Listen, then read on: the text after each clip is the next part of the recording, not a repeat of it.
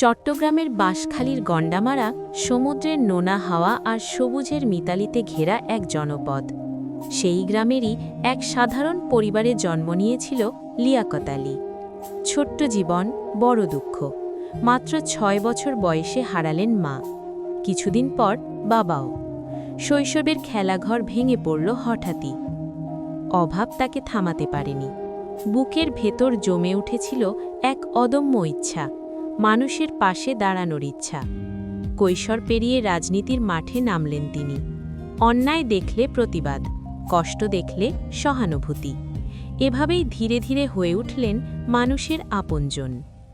১ বছর ২ বছর নয়, পুরো ৪১ বছর রাজনীতির পথে হাঁটলেন লিয়াকত আলী। দলের দুঃসময়ে যখন অনেকেই আড়ালে সরে গেছে, তিনি তখন মাঠে ছিলেন। নির্যাতন, মামলা, হুমকি সবই এসেছে জীবনে, তবুও মাথা নত করেননি।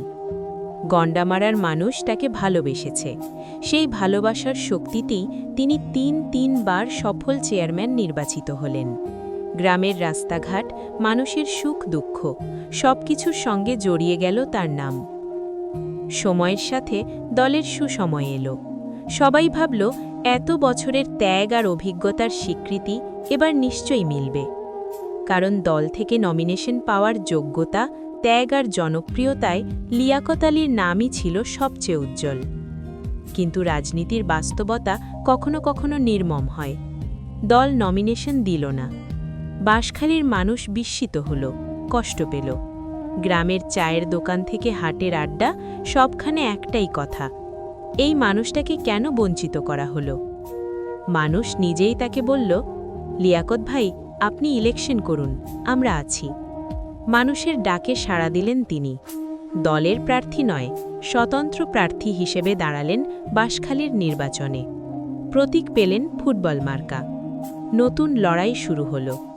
মানুষের ভালোবাসা ছিল, সমর্থন ছিল, আশা ছিল। কিন্তু নির্বাচনের মাঠ সবসময় ন্যায়ের গল্প লেখে না। শেষ পর্যন্ত তিনি হারলেন, কালো টাকার কাছে। ফল ঘোষণার দিন অনেক চোখে জল ছিল, কেউ ক্ষোভে, কেউ হতাশায়, কেউ নীরব ব্যথায়। কিন্তু লিয়াকত আলী ছিলেন শান্ত।